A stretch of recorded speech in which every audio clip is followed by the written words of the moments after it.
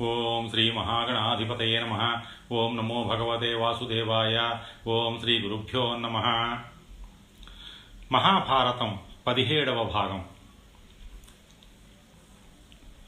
కల్కి అవతారం.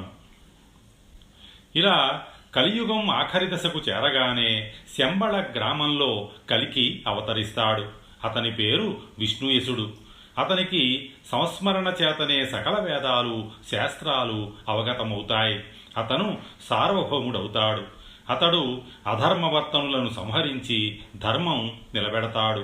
ఆపై అశ్వమేధయాగం చేస్తాడు. అతను నిలిపిన ధర్మం అనుసరించి బ్రాహ్మణులు తమ ధర్మం నిర్వర్తిస్తారు. కృతయుగం ఆరంభమవుతుంది.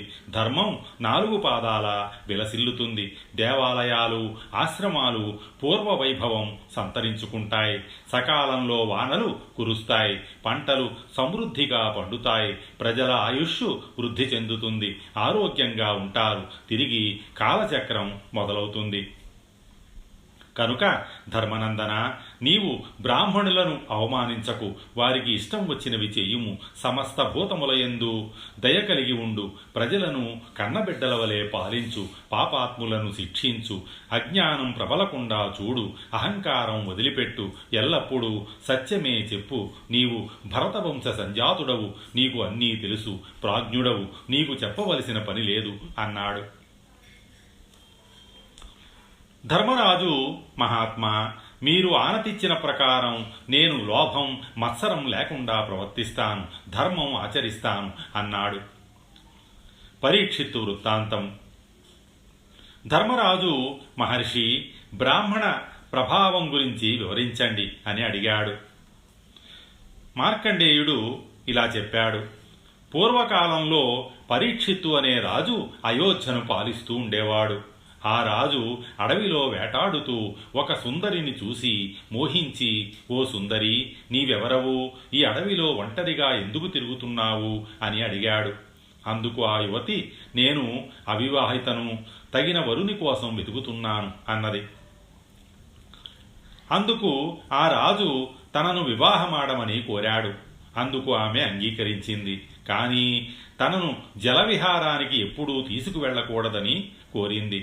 అందుకు అంగీకరించి ఆమెను వివాహమాడి రాజధానికి తీసుకువెళ్ళాడు. ఒకరోజు వారు ఉద్యానవనంలో విహరిస్తున్న సమయంలో రాజు కొలనులో స్నానం చేస్తూ ఆమెను కూడా పిలిచాడు. ఆమె అలాగే కొలనులో దిగి అదృశ్యమయ్యింది. వెంటనే రాజభటులను పిలిచి ఆ కొలనులోని నీటిని బయటకు పోయించాడు. కొలను అడుగున అసంఖ్యాకంగా కప్పలు ఉన్నాయి. ఆ కప్పలే తన భార్యను మాయం చేసి ఉంటాయని భావించాడు. వెంటనే లోకంలోని కప్పలన్నిటినీ నాశనం చెయ్యమని ఆజ్ఞాపించాడు. సేవకులు రాజు చెప్పినట్లే కప్పలను వెతికి వెతికి చంపడం మొదలుపెట్టారు. కప్పల నాయకుడు ఒక మహర్షి రూపంలో రాజు వద్దకు వచ్చి కప్పలను చంపవద్దని అర్థించాడు. అందుకు రాజు, అవి నా ప్రేయసిని మింగేశాయి, అందుకే చంపుతున్నానన్నాడు. కప్పల నాయకుడు, మహారాజా, నేను కప్పల దొరను. ఆమె నా కూతురు. ఆమె నీలాగే చాలామందిని మోసం చేసింది అన్నాడు. పరీక్షిత్తు, అయితే ఆమెను తెచ్చి నాకు అప్పగించు అని రాజు చెప్పాడు. ఆ కప్పల దొర తన కూతురును అక్కడికి పిలిపించి ఆమెతో, కప్పల నాయకుడు ఎంతోమంది రాజులను మోసగించావు, కనుక నీకు పుట్టే బిడ్డలు దుర్మార్గులు మోసగాళ్లు అవుతారు అని శపించాడు. తరువాత వారికి శలుడు, నలుడు, వలుడు అనే 3 కుమారులు జన్మించారు. తరువాత ఆ రాజు శలునికి రాజ్యం అప్పగించి తపోవనాలకు వెళ్ళాడు. వామదేవుడు. ఒకరోజు శలుడు వేటకు వెళ్ళాడు. ఒక మృగం అతని బాణం దెబ్బతిని పారిపోయింది. రాజు సారథితో ఆ మృగాన్ని వెంటాడమని చెప్పాడు. సారథి, రాజా, ఆ మృగం చాలా వేగంగా పరిగెత్తింది. మనం ఎంత వేగంతో రథం నడిపినా దానిని చేరలేము. మన గుర్రాలు వామ్యజాతికి చెందినవి అయితేనే ఆ మృగాన్ని పట్టగలము. అలాంటి గుర్రాలు వామదేవుడు అనే మహర్షి దగ్గర ఉన్నాయి అని అన్నాడు. వెంటనే ఆ రాజు వామదేవుని వద్దకు వెళ్ళి, మునీంద్ర, నేను ఒక మృగాన్ని కొట్టాను. అది దెబ్బతిని పారిపోయింది. ఆ మృగాన్ని పట్టుకోవడానికి నీ అశ్వములను ఇవ్వు అని అడిగాడు. వామదేవుడు, రాజా, ఆ గుర్రాలను తీసుకువెళ్ళి నీ పని కాగానే నాకు తిరిగి ఇవ్వు అన్నాడు.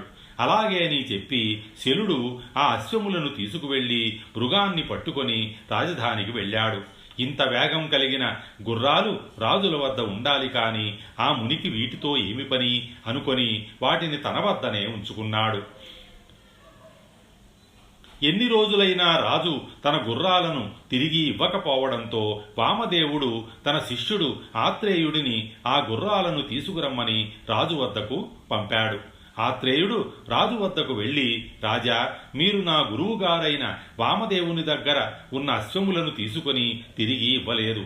వాటిని స్నేహపూర్వకంగా ఇస్తే నేను తీసుకువెడతాను అన్నాడు. అందుకు శల్యుడు కోపించి, ఆయన పంపడం నీవు రావడం చాలా బాగుందిలే, వెళ్ళు అన్నాడు. ఆత్రేయుడు ఆ విషయం తన గురువుకు చెప్పాడు. వామదేవుడు ఆగ్రహించి రాజు వద్దకు వచ్చాడు. రాజా, నీకు ఇది తగదు. నీవు అప్పుగా తీసుకున్న గుర్రాలను తిరిగి ఇవ్వు. నీ పని అయ్యింది కదా. అప్పుగా తీసుకున్న సొమ్ము తిరిగి ఇవ్వక లోభంతో అలాగే ఉంచుకోవడం పాపం కదా. అలాంటి పాపం చేసిన వాళ్ళు నరకానికి పోతారు అన్నాడు. శల్యుడు, అయ్యా, విప్రులకు గుర్రాలు ఎందుకు కావాలంటే 2 ఎద్దులను ఇస్తాను, తీసుకుపో. అవి నచ్చకపోతే కంచరగాడిదలను ఇస్తాను, కానీ గుర్రాలను మాత్రం ఇవ్వను. ఊరికే ఆశలు పెట్టుకోవద్దు అన్నాడు. వామదేవుడు, రాజా, ఇది అధర్మం. విప్రుల సొమ్ము తీసుకొని ఇవ్వననడం పాపం కాదా అన్నాడు. శల్యుడికి కోపం వచ్చింది. ఈ బ్రాహ్మణుని పట్టి బంధించి శూలాలతో పొడిచి చంపండి అని భటులకు ఆజ్ఞాపించాడు. వామదేవుడికి కోపం వచ్చింది. అతని ముఖం నుండి ఎందరో రాక్షసులు పుట్టుకు వచ్చి రాజును భటులను చంపారు. శల్యుడు చనిపోయిన తరువాత నలుడు రాజయ్యాడు. వామదేవుడు నలుని దగ్గరకు వచ్చి, రాజా, మీరు ధర్మపరులు, నా గుర్రాలను నాకు ఇప్పించండి అని అడిగాడు. నలునికి కూడా కోపం వచ్చింది. ఈ బ్రాహ్మణుడిని చంపడానికి విషం పూసిన బాణం తెప్పించండి అని భటులను ఆజ్ఞాపించాడు. అందుకు వామదేవుడు నవ్వి, రాజా, అంతఃపురంలో ఉన్న నీ కుమారుని అది చంపగలదు, జాగ్రత్త అని హెచ్చరించాడు. అంతలో అంతఃపురం నుండి హాహాకారము చేస్తూ చనిపోయిన రాజకుమారుని తీసుకువచ్చారు.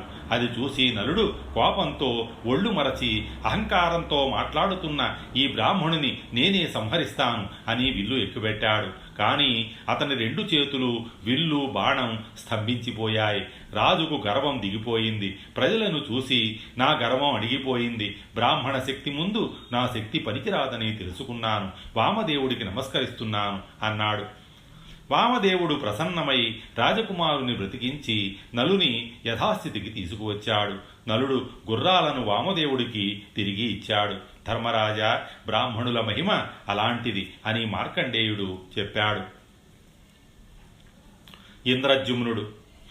ధర్మరాజు మార్కండేయునితో, అయ్యా, మీరు చిరంజీవులు కదా, మీకంటే వయసులో పెద్దవారున్నారా అని అడిగాడు. మార్కండేయుడు, ధర్మజ, పూర్వం ఇంద్రద్యుమ్నుడు అనే రాజు ఉండేవాడు. అతను చేసిన పుణ్యం కారణంగా చాలా కాలం స్వర్గసుఖాలు అనుభవించాడు. పుణ్యం క్షీణించడం వలన అతనిని తిరిగి భూలోకానికి వెళ్ళమన్నారు. అతడు నా దగ్గరకు వచ్చి, మహర్షి, నేనెవరో మీకు తెలుసా అని అడిగాడు. అందుకు నేను, అయ్యా, మీరెవరో నాకు తెలియదు. హిమాలయాలలో నాకన్నా వయసులో పెద్దవాడు ఉన్నాడు. అతని పేరు ప్రవారకర్ణుడు అనే గుడ్లగోబ. దానిని అడుగుము అని చెప్పాను. ఇంద్రద్యుమ్నుడు నన్ను కూడా తనతో రమ్మన్నాడు. నేనే వృద్ధాప్యంతో రాలేనని చెప్పాను. అతను గుర్రం రూపం ధరించి నన్ను తీసుకువెళ్ళాడు. ఆ గుడ్లగోపను కూడా నన్ను ప్రశ్నించినట్లే ప్రశ్నించాడు. ఆ గుడ్లగోప కూడా, అయ్యా, నేను నిన్ను ఎరగను, కానీ ఇంద్రద్యుమ్నం అనే కొలంలో నాడీజంఘుడు అనే కొంగ ఉంది, దానికి తెలిసి ఉంటుంది అన్నది.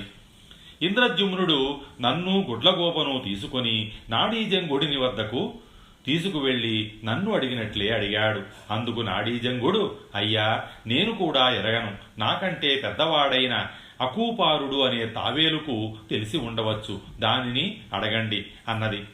ఇంద్రద్యుమ్నుడు నన్ను, గుడ్లగోపను, కొంగను తాబేలు వద్దకు వచ్చాడు. తీసుకొచ్చాడు. తాబేలును కూడా నన్ను అడిగినట్లే అడిగాడు. ఆ తాబేలు, అయ్యా, నేను ఎరగకపోవడం ఏమిటి? ఆయన మహాత్ముడు, గుణవంతుడు. ఆయన నన్ను ఎన్నో ఆపదల నుండి కాపాడాడు. ఆయన ఎన్నో యజ్ఞాలు చేశాడు. బ్రాహ్మణులకు ఆవులను దానాలు చేశాడు. ఆయన దానాలు చేసిన ఆవుల గిట్టల రాపిడితోనే ఈ మడుగు ఏర్పడింది అని చెప్పింది. తాబేలు చెప్పిన మాటలకు దేవతలు స్వర్గం నుండి విమానం తీసుకువచ్చి, అయ్యా, మీరు పుణ్యాత్ములు, మీకు శాశ్వత స్వర్గలోక ప్రాప్తి లభించింది అని చెప్పారు. ఇంద్రజుమ్నుడు, అయ్యా, నా మాట ప్రకారం వీరంతా నా వెంట వచ్చారు. వీరిని వారి వారి స్వస్థలాలలో వదిలి వస్తాను అని చెప్పి అందరినీ వారి వారి స్వస్థలాలలో దింపి వచ్చి స్వర్గానికి వెళ్ళాడు. దుందుమారుడు. ధర్మరాజు మార్కండేయునితో, మహర్షి, మీకన్నా వయసులో పెద్దల గురించి చెప్పారు. అలాగే ఇక్ష్వాకు వంశంలో జన్మించిన కువలయాసునికి ఆ పేరెలా వచ్చిందో వివరించండి అని అడిగాడు.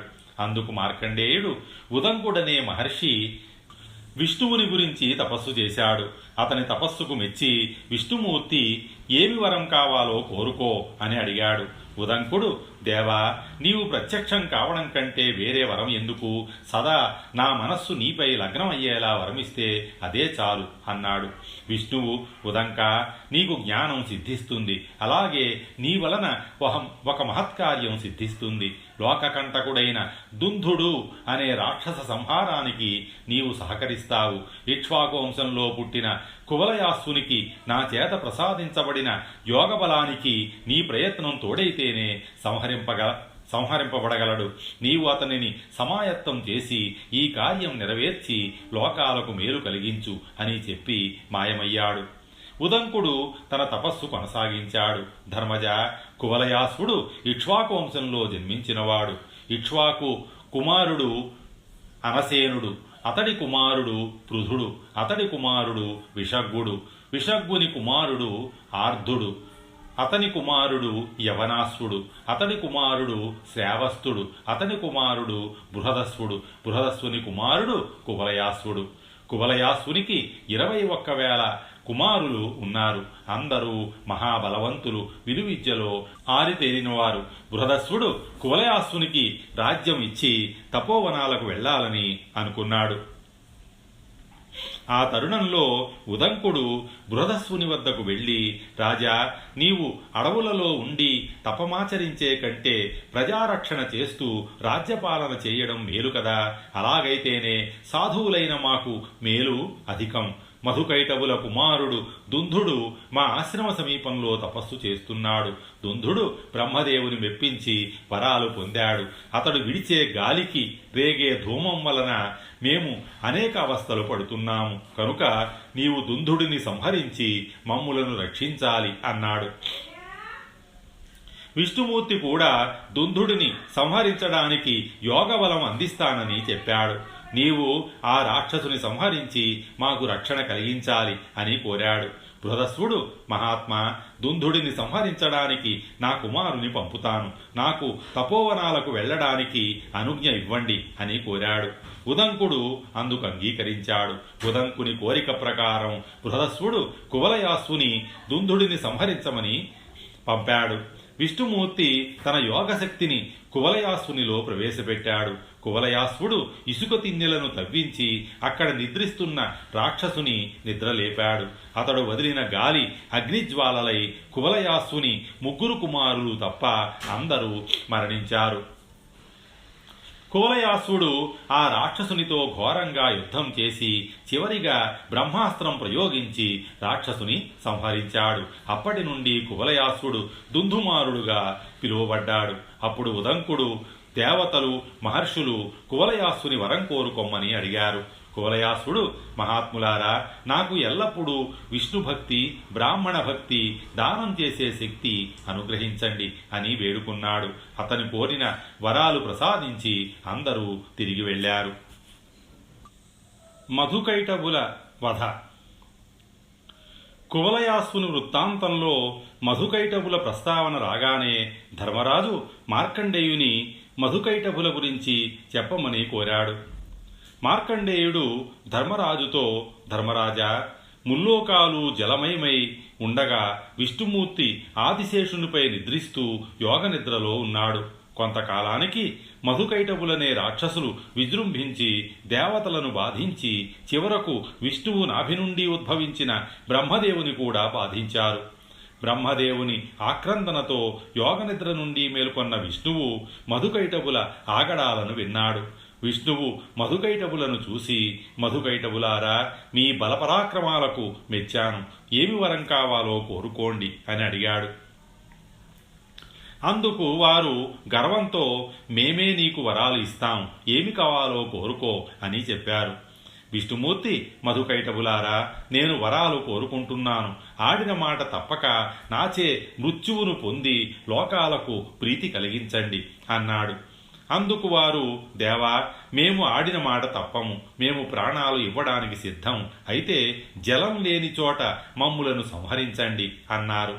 ఆ సమయంలో ముల్లోకాలు జలమయమై ఉన్నాయి కనుక విష్ణువు వారిని తన తొడపై కూర్చుండబెట్టి చక్రాయుధంతో సంహరించాడు. వనపర్వము పంచమాశ్వాసము.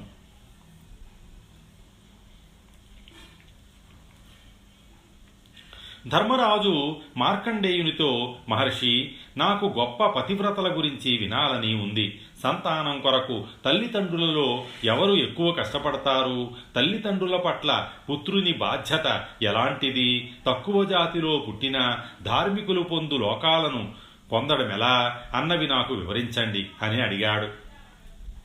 ధర్మరాజు అడిగిన దానికి మార్కండేయుడు, ధర్మజ, తల్లి బిడ్డను నవమాసాలు కడుపున పెట్టుకుని మోసి ప్రాణాలకు లెక్క చేయక ప్రసవిస్తుంది.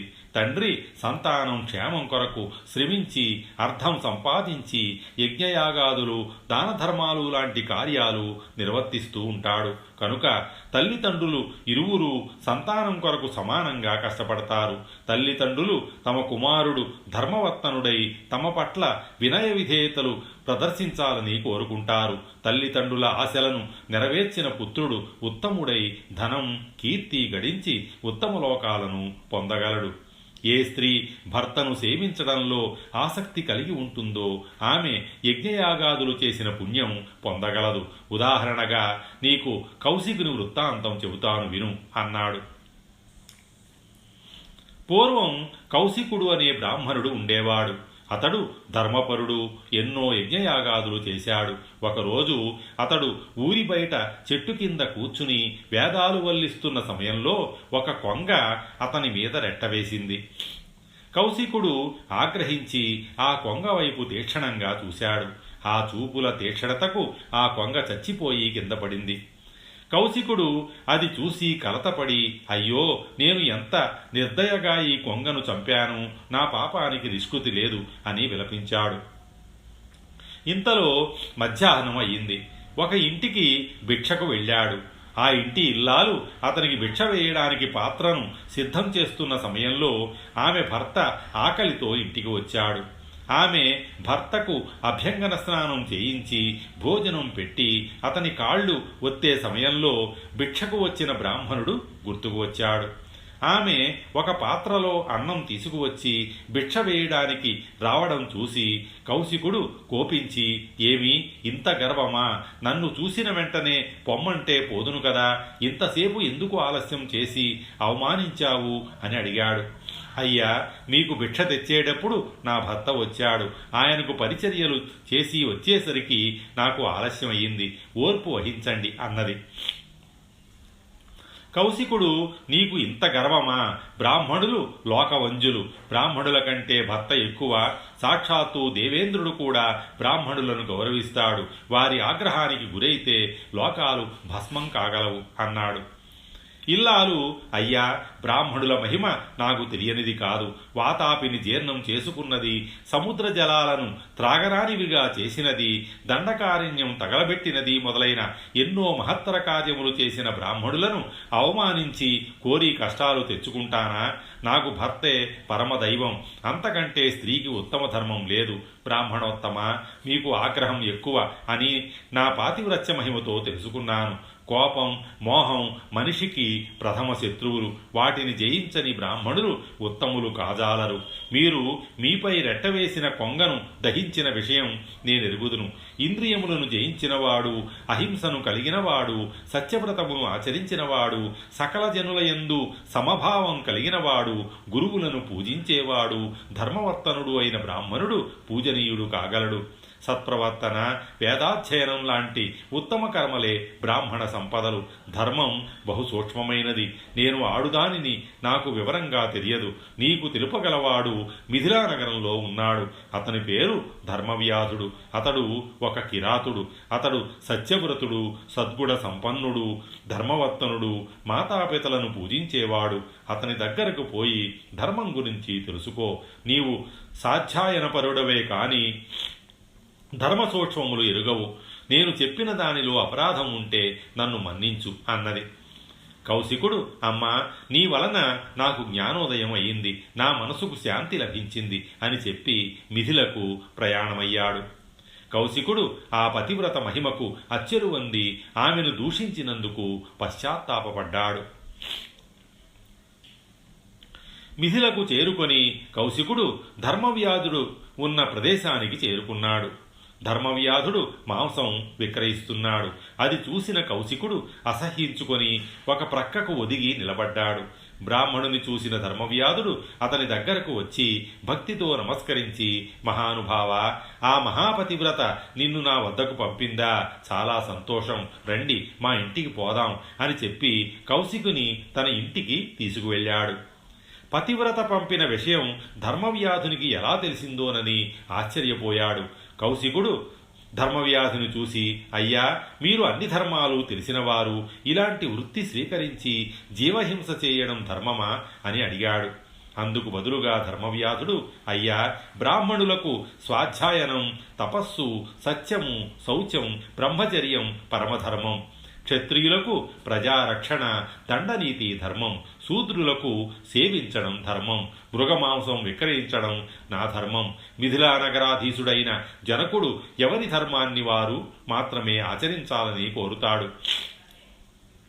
స్వధర్మం ఆచరించని వాడు కొడుకైనా అతడు శిక్షార్హుడే. కనుక నేను నా ధర్మం ఆచరిస్తున్నాను, కానీ నేను జీవహింస చెయ్యను. ఇతరులు చంపి తెచ్చిన వాటిని మాత్రమే విక్రయిస్తాను. నేను గురువులను, దేవతలను, అతిథులను పూజిస్తాను. సత్యమును, శౌచమును ఆచరిస్తూ అణకువతో ఉంటాను. బంధువులను ఆదరిస్తాను. ఏకపత్ని వ్రతుడను. అసూయ లేదు, కోరికలు లేవు. ఇతరులలో దోషం ఎంచను. ఉపవాస నియమాలతో ఆహారం తీసుకుంటాను. పొగడ్తలకు లొంగను, తెగడ్తలకు కుంగను. అందువలన హీనకులములో పుట్టిన నిర్మలంగా జీవిస్తున్నాను. అడిగావు కనుక చెప్పాను, కాని నన్ను నేను కీర్తించుకోవడం తగదు. నీవు నా వద్ద ధర్మసూక్ష్మం తెలుసుకోవడానికి వచ్చావు కనుక చెబుతాను విను. కులధర్మం ఆచరించదగిన పరమధర్మం. త్యాగగుణం కలిగి ఉండడం, ఇతరుల భావాలను మన్నించడం, సత్పురుషులను గౌరవించడం, సత్యం పలకడం, సహనం కలిగి ఉండడం ఉత్తముల లక్షణం. కోరికలను ధర్మ మార్గంలో మాత్రమే తీర్చుకోవాలి. కష్టాన్ని, సుఖాలను సమదృష్టితో చూడాలి. అపకారికి ఉపకారం చెయ్యాలి. అపకారం చేసిన వాని పాపం వాడిని దహించి వేస్తుంది. నాస్తికులు దేవుడు లేడని వాదిస్తారు. వారిని చూసి ధర్మాన్ని విడువరాదు. పశ్చాత్తాపానికి సగం పాపం పోతుంది. ఆ పాపాన్ని పరిత్యజించడంతో మొత్తం పాపం పోతుంది. పాపానికి మూల కారణమైన కోపం, లోభం లాంటి దుర్గుణాలను విడిచిపెట్టాలి. చెడు కార్యములు దట్టమైన గడ్డితో నిండిన ఊబివలే అందంగా కనిపిస్తాయి కనుక వాటిని పరిత్యజించాలి అని చెప్పాడు. శిష్టాచారములు. కౌశికుడు ధర్మవ్యాధుని, అయ్యా, శిష్టాచారముల గురించి వివరిస్తారా అని అడిగాడు. ధర్మవ్యాధుడు దానము, సత్యము, ధర్మము, మంచితనం, కోపాన్ని త్యజించడం, ఇంద్రియ నిగ్రహం, సదా ఆనందంగా ఉండడం, వేదాధ్యయనం, డాంభికత్వం లేకుండుట, యజ్ఞము, నిరాశ, దైన్యం చేరనీయకపోవడం, అసూయను, అహంకారాన్ని వదలడం, సత్ప్రవర్తన, తీర్థయాత్రలు చెయ్యడం, మితభాషణ, పరిశుభ్రత, ఆశ్రిత రక్షణ మొదలైనవి శిష్టాచారములు. అని పెద్దలు చెప్తారు. అసూయను విడిచి సత్ప్రవర్తనతో జీవించడంలో గల హాయి ఇతర మార్గంలో జీవించేవారికి ఉండదు. కనుక శిష్టాచారాలు పాటిస్తూ, గురువులను గౌరవిస్తూ, వేదాధ్యయనం చేస్తూ, కామము, మోహము, క్రోధము అనే మొసళ్ళు ఉన్న సంసార సాగరాన్ని చెరగని ధైర్యం అనే నావ మీద పయనించి దాటగలిగినవాడు ధన్యుడు. మహాత్మా, అహింస అన్ని ధర్మాలలో ఉత్తమమైనది. దానిని సత్యముతో చేర్చి ఆచరించాలి. వేద సమ్మతాలు, శాస్త్ర సమ్మతాలు, శిష్టాచారాలు అని ధర్మములు 3 విధములుగా వర్ధిల్లుతూ ఉంటాయి. వేదాధ్యయనం చేసినవాడు శిష్టాచార మార్గంలో ప్రయాణించి బుద్ధి అనే మేడను అధిరోహించి మోహము అనే ఊబిలో కూరుకున్నవాడిని చూసి నవ్వుకుంటాడు. మహాత్మా, నేను చేస్తున్నది హింస కాదా అని ప్రశ్నించారు. నేను సమాధానం చెప్పాను. ఏది హింస, ఏది అహింస అని చెప్పడం ఎవరితరం కాదు. ప్రాణి పుట్టుకకు మరణానికి అతడు చేసిన కర్మలే కారణం. చంపేవాడు కేవలం నిమిత్తమాత్రుడు. పండ్లు, వేర్లు, ఔషధాలు, శాకములు, జంతువులు, ప్రాణులకు ఆహారంగా భగవంతుడు ఏర్పరచాడని వేదాలు చెబుతున్నాయి. పూర్వం శివి తన మాంసాన్ని డేగ రూపంలో ఉన్న ఇంద్రునికి ఇచ్చి పుణ్యం సంపాదించలేదా? రత్తిదేవుడు వేల కొలది ఆవులను వధించి సంతర్పణ చేసి పుణ్యలోకాలు సాధించలేదా? వేదాలు చదివినవారు యజ్ఞయాగాలు చేస్తూ పశువధ చేస్తారు కదా. పితృకార్యాలలో, దైవ కార్యాలలో మాంసాహారాన్ని ఉంచి మిగిలిన దానిని భుజించడం ధర్మమని ఋషివాక్కు చెప్పలేదా? రైతులు నాగలితో దున్నుతున్నప్పుడు ఎన్నో జీవులు నశిస్తాయి. కనుక అది హింస కాదా? మానవులు నడిచేటప్పుడు కాళ్ల కింద పడి అనేక జీవులు నశించడం హింస కాదా? నీరు, భూమి, ఆకాశం జీవులతో నిండి ఉంది. మనిషి చేసే ప్రతి కర్మలో అహింస అనివార్యం.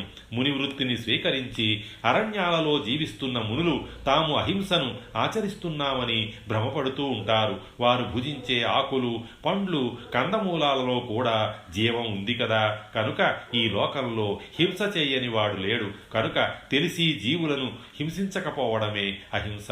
ధర్మం పలు విధాలు. దాని సూక్ష్మం గ్రహించడం కష్టం. కనుక వేదవిహితమైనది, పెద్దలు చెప్పినది, మునులు ఆచరించేది గమనించి ధర్మ నిర్ణయం చేయడం ఉత్తమం. ధర్మము, సత్యము. ధర్మం చాలా రకాలుగా ఉంటుంది, చాలా సూక్ష్మంగా ఉంటుంది. వేదవిహితము, పెద్దల మాటలు, వారి ఆచరణ చూసి ధర్మ సూక్ష్మాన్ని గ్రహించాలి. సత్యవ్రతం గొప్పది, కానీ ఇతరులకు జరిగే అపాయాన్ని నివారించడానికి చెప్పే అబద్ధం నిజం కంటే గొప్పది. ఏ ప్రాణికైనా అపకారం కలిగించే నిజం అబద్ధం చెప్పడంతో సమానం. ప్రాణాపాయ స్థితిలో, వివాహ సమయంలో చెప్పే అసత్యం నిజంతో సమానం.